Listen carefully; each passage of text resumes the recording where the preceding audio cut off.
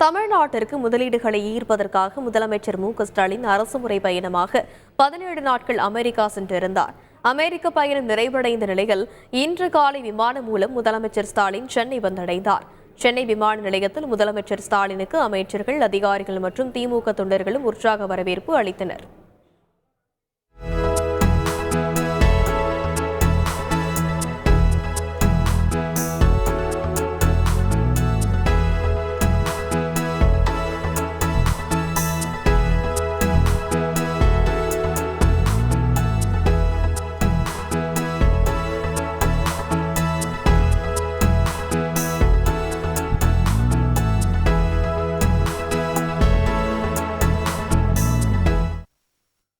அமெரிக்க பயணம் தமிழக மக்களுக்கான வெற்றிகரமான பயணம் என்று குறிப்பிட்டுள்ள முதலமைச்சர் ஸ்டாலின் 19 நிறுவனங்களுடன் ஒப்பந்தம் கையெழுத்தானதாகவும் 7,618 கோடி முதலீடுகள் ஈர்க்கப்பட்டுள்ளதாகவும் தெரிவித்துள்ளார். அமெரிக்க நாட்டுக்கு போன அரசுமுறை பயணத்தை நிறைவு செஞ்சுட்டு சென்னைக்கு திரும்பி இருக்கிறேன். இது வெற்றிகரமான பயணமாகவும், இன்னும் சொல்லணும்னா ஒரு சாதனைக்குரிய பயணமாகவும் அமைஞ்சிருக்கு. தனிப்பட்ட எனக்கு அல்ல, தமிழ்நாட்டு மக்களுக்கான ஒரு சாதனை பயணமாக இந்த பயணம் அமைஞ்சிருக்குங்கிறத முதல்ல தெரிவிச்சுக்க விரும்புகிறேன். இதில் 18 நிறுவனங்கள், ஃபார்ச்சூன் 500 நிறுவனங்கள் இந்த சந்திப்பின் போது 19 ஒப்பந்தங்கள் கையெழுத்தாகி இருக்கின்ற மகிழ்ச்சியான செய்தியை உங்களோட நான் பகிர்ந்துக்கிறேன். இந்த 19 ஒப்பந்தங்கள் மூலமாக 7,618 கோடி ரூபாய் முதலீடு தமிழ்நாட்டுக்கு வந்திருக்கு.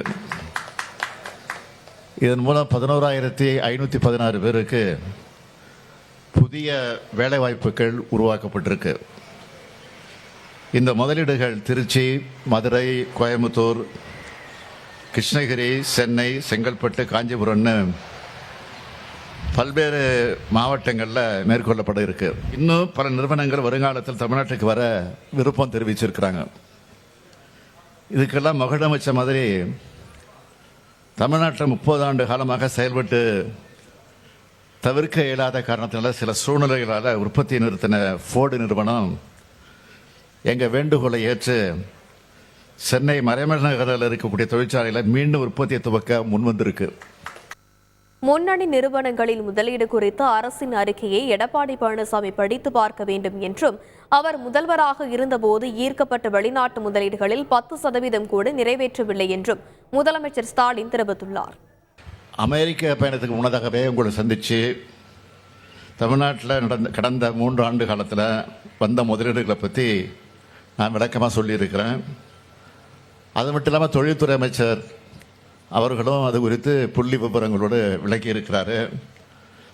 சட்டமன்றத்தில் தெளிவாக அவர் சொல்லியிருக்கிறாரு. அதை குறிப்பாக எதிர்க்கட்சி தலைவர் மட்டும் இல்லை, எதிர்க்கட்சி தலைவராக இருக்கக்கூடிய எடப்பாடி பழனிசாமி அவர்கள் படித்து பார்த்து தெரிஞ்சுக்கிட்டு சொல்லணும். அவர் முதலமைச்சர், எடப்பாடி பழனிசாமி முதலமைச்சர் இருந்தப்போ முதலீடுகளை இருக்க வெளிநாடு போனதாக சொன்னாங்க. அதில் 10 விழுக்காடு ஒப்பந்தம் கூட நிறைவேறலை. அதுக்கான ஆதாரம் என்கிட்ட இருக்கு.